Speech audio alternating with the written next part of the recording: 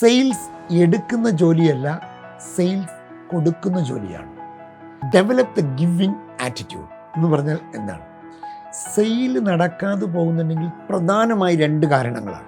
Fear of റിജക്ഷനാണ് ഒരു പ്രധാന കാരണം. ഇത് എന്തെങ്കിലും നിങ്ങൾക്ക് ഉൾക്കൊള്ളാൻ കഴിഞ്ഞാൽ റിജക്ഷൻ ഒരിക്കലും നിങ്ങളെ അലട്ടില്ല.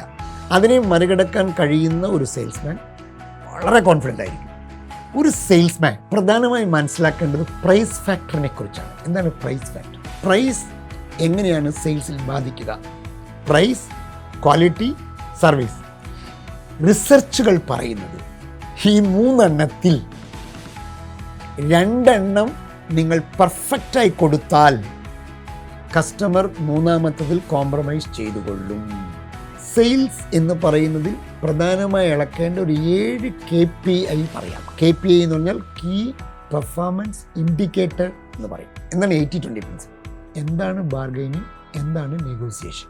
Experience is more important then the product എന്ന് പറയും. എന്താണ് കസ്റ്റമർ അക്വിസിഷൻ? പുതിയ കസ്റ്റമറെ ആർജിക്കുക, അതാണ് കസ്റ്റമർ അക്വിസിഷൻ എന്ന് പറയുക. എന്താണ് കസ്റ്റമർ റിട്ടൻഷൻ? നിങ്ങളടുത്ത് ഒരിക്കലും ഒരു കസ്റ്റമർ ഒരു സാധനം വാങ്ങിച്ചിട്ട് പിന്നീട് അദ്ദേഹം ഒരിക്കലും വരുന്നില്ലെങ്കിൽ അത് എന്തൊക്കെ കാരണങ്ങളായിരിക്കും, എത്ര ശതമാനമായിരിക്കും ആ കാറ്റഗറി മികച്ച സെയിൽസ്മാൻമാർ കൊണ്ടു നടക്കുന്നത്? 11 സ്ട്രാറ്റജീസ് നമുക്കൊന്ന് ചർച്ച ചെയ്യാം.